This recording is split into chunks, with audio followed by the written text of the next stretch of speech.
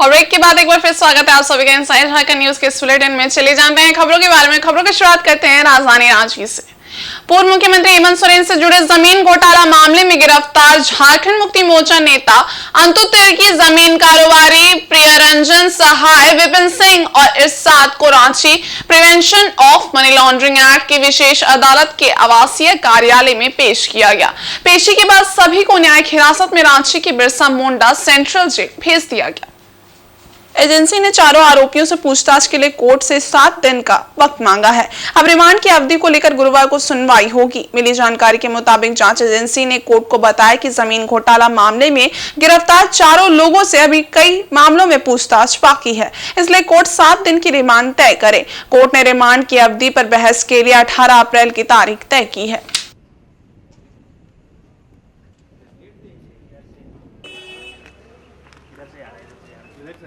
आगे बढ़ जाओ भैया। थोड़ा धीरे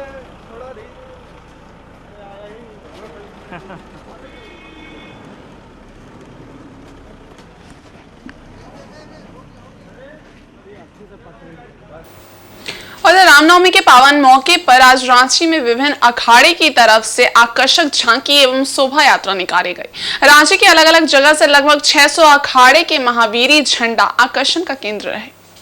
रांची के विभिन्न मार्गों से होते हुए विभिन्न अखाड़ाधारी रांची के अल्बर्ट एक्का चौक के समीप पहुंचे। उसके बाद निर्धारित मार्ग से होते हुए ओवरब्रिज समीप तपोवन मंदिर पहुंचे। जुलूस के साथ प्रभु श्री राम, माता जानकी, भाई लक्ष्मण और संकट मोचन हनुमान की आकर्षक झांकी भी निकाली गई।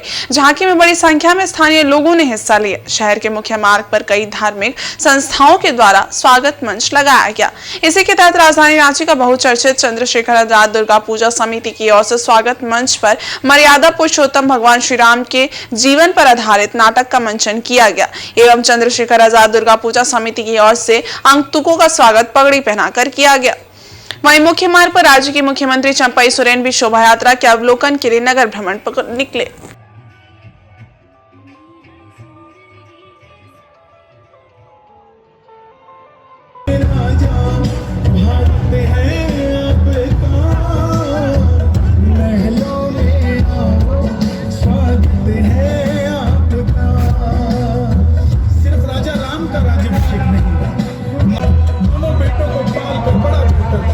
उसके बाद धरती में समा गई। धरती से उपजी सीता धरती में समा गई। कभी महलों तक नहीं पहुंच पाई। जो काम त्रेता में नहीं हुआ वो काम कलयुग में होने जा रहा है।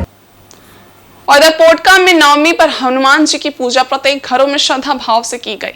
इस दौरान प्रत्येक वर्ष की भांति इस वर्ष भी श्री श्री विजय बजरंग अखाड़ा हल्दी पोखर द्वारा हनुमान जी की गाजे बाजे के साथ विशेष झांकी निकाली गई। हल्दी पोखर के कुम्हार पाड़ा, गुप्ता पाड़ा, मंडल पाड़ा, बगाती पाड़ा, मोदक पाड़ा, गोप पाड़ा आदि जगहों में हनुमान जी की विशेष झांकी निकाली गई। इस दौरान प्रत्येक घरों में श्रद्धा के साथ हनुमान जी को पानी से नहलाया गया। झांकी को देखकर बच्चे काफी आनंदित नजर आ रहे थे। बच्चे हनुमान जी के आगे पीछे भागते हुए आनंद ले रहे थे।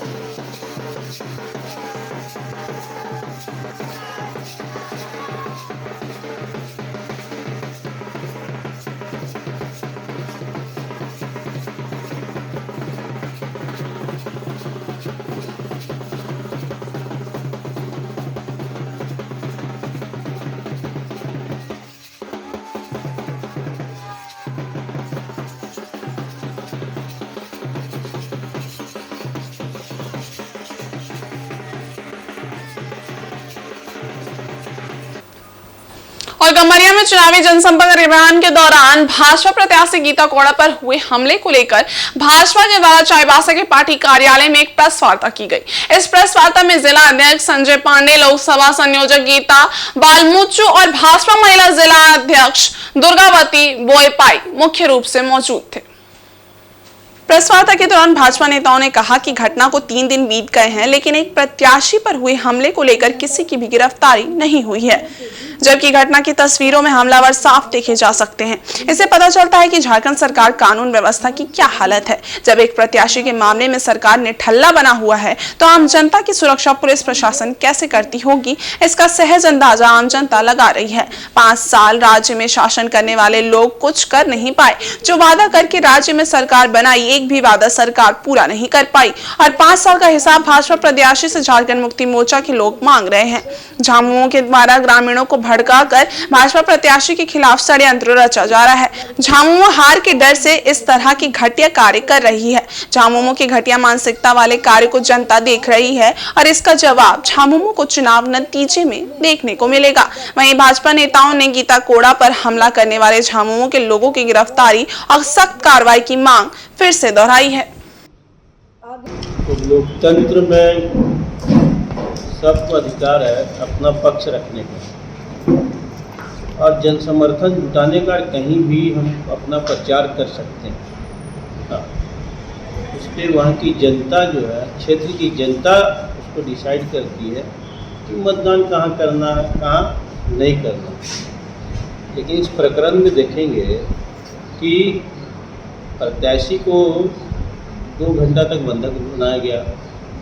अगर मान लीजिए कोई विरोध करता है तो क्या हथियार के बल पर, तलवार के बल पर? ऐसा हमको लगता है कि झारखंड के इतिहास में लोकतंत्र को ऐसा हत्या कभी हमने लगता नहीं देखा। और किसी को भी हम पेड़ काट के, गिरा के, पत्थर के माध्यम से किसी का रास्ता हम किसी भी प्रत्याशी का नहीं रोक सकते। वह स्वच्छंद है कि अपना प्रचार करे। और ये हमारी प्रत्याशी नरेंद्र मोदी जी के विकास के नाम पे वोट मांग रही भाजपा प्रत्याशी, और ये लोग डरे सहमे हुए हैं कि इसी प्रकार से इनका प्रचार प्रसार चलता रहा तो चुनाव हम हारेंगे। और इसी उतावलेपन और इसी के चलते उन्होंने इन सब गतिविधियों को अंजाम देने का काम किया है। कछुआ के चाल में बोल रहे थे ना, वो कछुआ के चाल में उन लोग ने चला। इसलिए तो आज तक झारखंड को फिर 20 साल पीछे इस झारखंड सरकार ने, इस जेएमएम सरकार ने पीछे ढकेलने का काम किया, ना कि इन लोग डेवलपमेंट करने का काम किया। इस कछुआ के चाल में ही अपने तिजोरी भरने का काम ही किया और उसके ज़्यादा नहीं किया।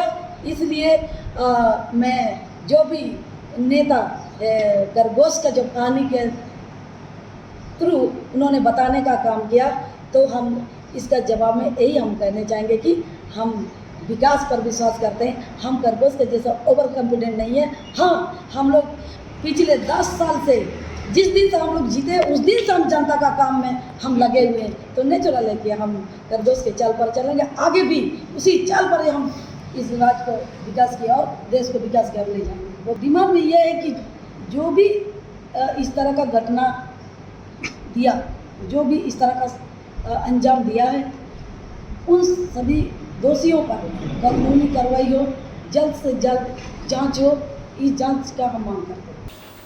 कहते हैं ना, चुनाव में नेता हर वो गली और मोहल्ले का पता लगा लेते हैं जहां जनता उनके इंतजार में सालों साल बैठी रहती है। ये बात और है कि चुनाव जीतने के बाद नेता उसी जनता को भूल जाते हैं। कुछ ऐसा ही नजारा मंगलवार रात को चक्रधरपुर के पंडित हाता शिव मंदिर प्रांगण में आयोजित शिव शक्ति चैती दुर्गा पूजा पंडाल में देखने को मिला।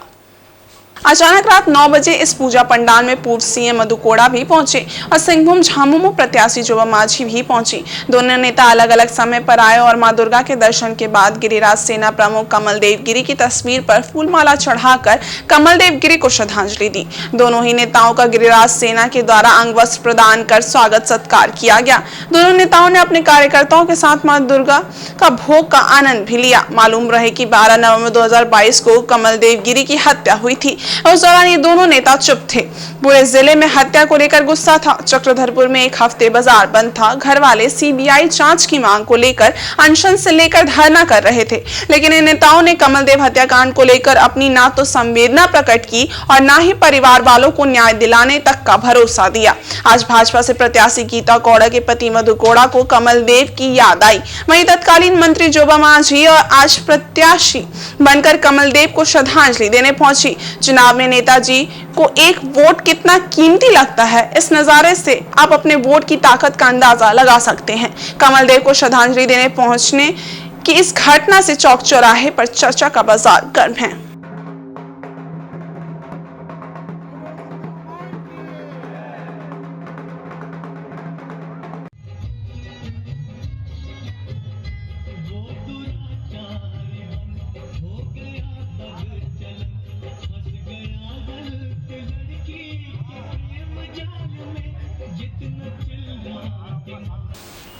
और सरायकेला जिले के आदित्यपुर औद्योगिक क्षेत्र स्थित ऑटो क्लस्टर के पास Netaji Subhash medical college and hospital बनकर तैयार हो चुका है।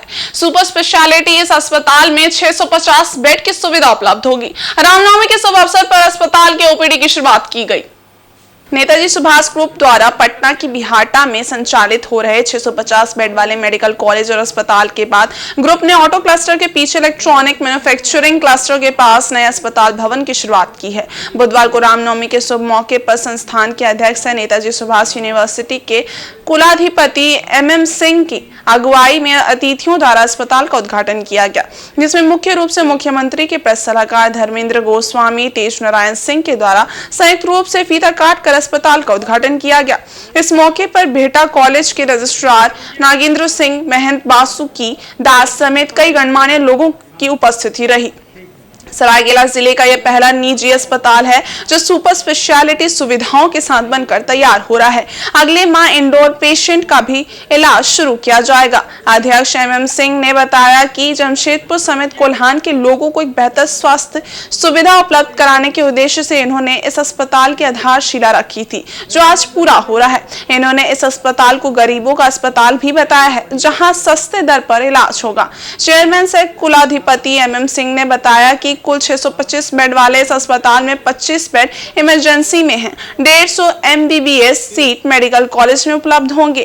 IMC से अगले साल तक मान्यता प्राप्त होगी। उन्होंने बताया कि कुल 246 डॉक्टर अस्पताल में जुलाई महीने से अपनी सेवाएं मरीजों को देंगे। इन्होंने दावे के साथ कहा कि अस्पताल में 50% कम दर पर मरीज का इलाज होगा। मेडिकल कॉलेज एंड हॉस्पिटल का आज सबसे गौरवान्वित पल है कि आज हम लोग ने OPD स्टार्ट कर दिया है। 1 महीना के अंदर फुल IPD हम लोग चालू कर देंगे। यहाँ 10 OT है और आपका 625 बेड का ये हॉस्पिटल ऐसे रहेगा। 650 इमरजेंसी लेकर 650 बेड का ये हॉस्पिटल है और NMC से मान्यता हम लोग नेक्स्ट ईयर ले लेंगे। इन साल अप्लाई होगा और नेक्स्ट ईयर से 150 सीट MBBS का मिलेगा। नेक्स्ट ईयर 150 सीट MBBS की पढ़ाई होगी। हमारे ही संस्था बिहटा में नेताजी सुभाष मेडिकल कॉलेज, वहाँ 650 बेड का हॉस्पिटल और 5th बैच आपका स्टार्ट हो गया। 500 बच्चे वहाँ MBBS में पढ़ रहे हैं और वहाँ इन साल PG की पढ़ाई स्टार्ट हो गई। इन साल जुलाई से ये Netaji Subhash medical college hospital Adityapur में आपको 246 डॉक्टर NMC के नॉर्म्स के अनुसार अपॉइंट हो जाएंगे और सारे डिपार्टमेंट का हुए रहेंगे। और जो मार्केट में 100% जो टेस्ट का रुपया लग रहा है, यहाँ 50% में हम लोग सुविधा मुहैया करेंगे। और मनोहरपुर के पारा शिक्षक और शिक्षिकाओं ने अपने मानदेय की कटौती होने पर प्रखंड शिक्षा प्रसार पदाधिकारी का घेराव करते हुए जमकर बवाल किया। बाद में पदाधिकारी द्वारा कटौती हुए मानदेय को अप्रैल माह के मानदेय में जोड़कर भुगतान करने के आश्वासन के बाद शिक्षकों का गुस्सा शांत हुआ।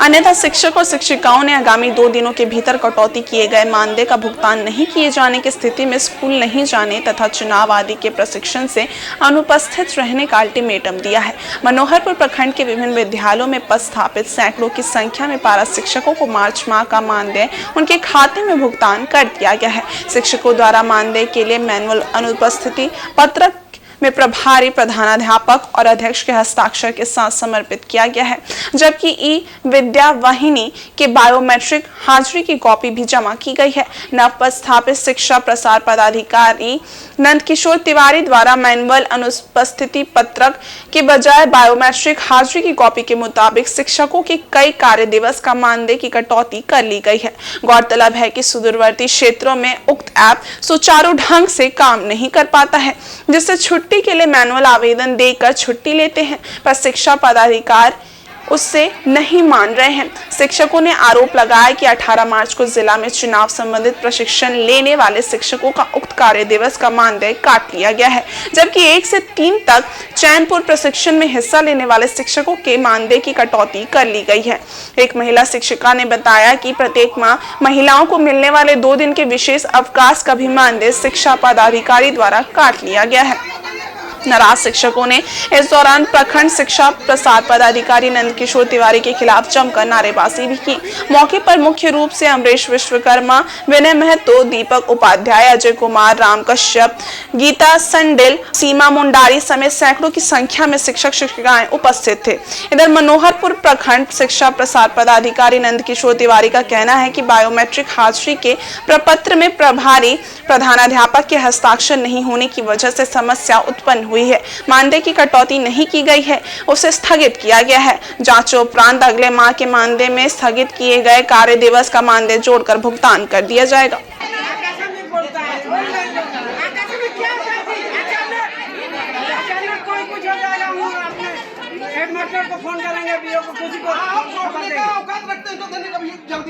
जिंदगी बीत गया, बूढ़ा हो जा रहा है, अक्ल नहीं है, शिक्षकों की जो बायोमेट्रिक उपस्थिति आती है उसमें बायोमेट्रिक उपस्थिति में शिक्षक उपस्थिति दर्ज नहीं की है।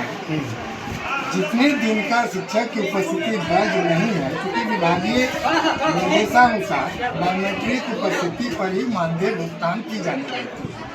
लेकिन जब इनका बायोमेट्रिक उपस्थिति का आकलन किया जा रहा है, उसमें बायोमेट्रिक उपस्थिति दर्ज नहीं, जिस अवधि का बायोमेट्रिक उपस्थिति दर्ज नहीं पाया गया है उस तिथि का, चूँकि हेडमास्टर का सत्यापन इस बिंदु पर नहीं है, तो सत्यापन कराने के लिए उस दिन का उस मानदेय को स्थगित रखें। जैसे ही उसका सत्यापन हो जाएगा उस तिथि का मानदेय भुगतान करें। पूरे झारखंड में सभी शिक्षकों सहायक अध्यापकों का मानदेय का भुगतान हो गया है। सिर्फ मनोहरपुर प्रखंड ही ऐसा है कि यहाँ के सहायक अध्यापकों को कटा हुआ मानदेय मिल रहा है।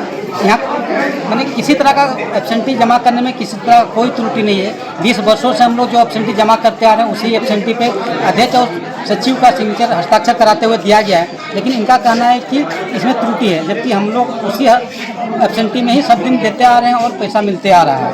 दूसरी बात है कि ये बीओ सर हम लोग का मनमानी कर रहे हैं। ये बीओ सर 2 प्रखंड के इंचार्ज में हैं, लेकिन सिर्फ मनोहरपुर प्रखंड के ही 12 शिक्षकों का या सहायक अध्यापकों का मानदेय में कटौती किया गया है। बाकी किसी भी प्रखंड के अध्यापकों सहायक अध्यापकों का मानदेय में कटौती नहीं। दूसरा अधिकारी का चुनाव इलेक्शन का जो ट्रेनिंग प्रशिक्षण के लिए यहाँ बुलाया गया था उसका भी कट गया है। दूसरी बात है कि जो भी हमें पत्र मिलता है डायरेक्ट चुनाव अधिकारी से नहीं मिलता है, यहाँ आपका बीआरसी के माध्यम से मिलता है। उसके बाद 1, 2, 3, 4 दिन का जो चैनपुर में प्रशिक्षण हुआ मेडिकल संबंधित, जो लेटर बीआरसी से ही मिला था, उसका भी पैसा काट दिया गया। बहुत सा हम लोग गाँव सुदूर वन क्षेत्र में हम लोग पढ़ाते हैं जहाँ पर बायोमेट्रिक बनता नहीं है। ये बीओ सर आज का ही बात है, वो अपने बना रहे थे तो अभी तक बोले कि बीओ यहाँ भी बनता नहीं। जब मनोहरपुर प्रखंड में जो हमारा संसाधन केंद्र है वहाँ पर बायोमेट्रिक नहीं बनता है तो एकदम सुदूर वनवासी जंगल में हमारा कैसे बनेगा? जो मानदेय इसके चलते भी मानदेय कटा गया कि आप लोग बायोमेट्रिक अटेंडेंस नहीं बन रहा है बोलते। हमारा विकल्प अगर नहीं निकलता है तो हम मजबूर हैं, हम आगे चुनाव प्रशिक्षण के लिए नहीं जा पाएंगे, जाने के लिए असमर्थ हो जाएंगे, क्योंकि हमारा पैसा ही नहीं है, हमारा इसी में ही परिवार चलता है। और वहीं पूर्वी सिंहभूम जिले के मुसाबने से 3 नंबर में ग्रीन वाइस क्लब द्वारा आयोजित बासंती दुर्गा पूजा में बुधवार को नवमी पूजन के लिए श्रद्धालुओं की भीड़ उमड़ी। सभी ने पूजा अर्चना कर अपने और अपने परिवार के लिए सुख समृद्धि की कामना की। पुजारी मुरारी मोहन मिश्रा ने पूजा संपन्न कराई। यहाँ पर कमेटी द्वारा वर्ष 1978 से बासंती दुर्गा पूजा का आयोजन हर वर्ष किया जाता है। इस वर्ष आकर्षक पूजा पंडाल बनाया गया है। पूजा अर्चना के बाद भक्तों के बीच प्रसाद का भी वितरण किया गया। संध्या को दूर दराज से माता के दर्शन करने भक्त उपस्थित होते हैं। आसपास के ग्रामीण इलाकों से लेकर शहरी क्षेत्रों के लोग इस बासंती दुर्गा पूजा में पहुंचते हैं।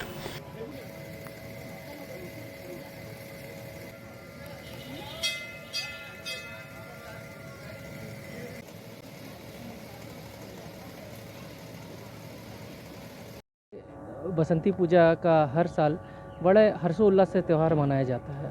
आज हमारे यहाँ 1978 से ये हमारे बुजुर्ग लोग यह पूजा मनाते आ रहे हैं और आज हमारे यहाँ रामनवमी के शुभ अवसर पर हमारे यहाँ खिचड़ी भोग का भी वितरण किया जाएगा और कल हलवा का भी वितरण किया गया था। इसी 9 दिन हम लोगों का यहाँ आज बड़े शांति से पूजा मनाया जा रहा है और हम लोग यह चाहते हैं कि आज हमारे यहाँ जो मुसाबनी की स्थिति है वो काफ़ी दयनीय है। तो हम लोग ये आशा करते हैं कि माँ दुर्गा के आशीर्वाद से सभी का दिन खुशहाली से जाए। यही आशा और ये से हम लोग अपनी पूजा को संपन्न कर रहे हैं। और आदित्यपुर के प्रमुख रामनवमी अखाड़े में रामनवमी के पावन अवसर पर धूमधाम के साथ पूजा अर्चना की गई, जहां जय श्री राम के गगन भेदी नारे लगे। ढोल नगाड़े के बीच प्रभु श्री राम का जन्मोत्सव मनाया गया। गगनचुंबी महावीरी झंडे से पूरा क्षेत्र लहराता रहा। आदित्यपुर सालडी स्थित वनांचल अखाड़ा में लाइसेंसी श्री राम ठाकुर की देखरेख में पूजा पाठ संपन्न कराया गया। दशमी के दिन धूमधाम से विसर्जन जुलूस में यहां से निकाला जाएगा। यहां विशाल महावीरी झंडा को पूजा अर्चना के बाद स्थापित किया गया। मौके पर लाइसेंसी श्री राम ठाकुर के अध्यक्ष अनिल ठाकुर, मंदिर के संरक्षक सुदर्शन प्रसाद, पप्पू सोनकर, कैलाश सोनकर, पवन सोनकर, नीरज सोनकर, सोनू, दीपक सरेवाला, चिंटू सरेवाला, आनंद सरेवाला, जितेंद्र प्रसाद, सुशील सिंह मौजूद रहे। वहीं आदित्यपुर औद्योगिक क्षेत्र कल्पनापुरी से सटे डबल रोड यूनियन कांटा बजरंगबली अखाड़ा में रामनवमी के पावन मौके पर धूमधाम के साथ पूजा अर्चना की गई। इस वर्ष भी यहां शिविर लगाकर लोगों के बीच ठंडा शरबत, चना, गुड़ का वितरण किया गया। साथ ही खिचड़ी और खीर भोग भी भक्तों के बीच बांटे गए। यहां प्रसाद ग्रहण करने के लिए लोगों का हुजूम उमड़ पड़ा। संपूर्ण कार्यक्रम का आयोजन मजदूर नेता अवधेश सिंह और उद्यमी मुन्ना प्रसाद के द्वारा किया गया। मौके पर कुंदन सिंह, नंदू सिंह, राजकुमार महतो, नागेंद्र मिश्रा, बिंदेश्वर महतो, मिथिलेश सिंह एवं अन्य उपस्थित थे।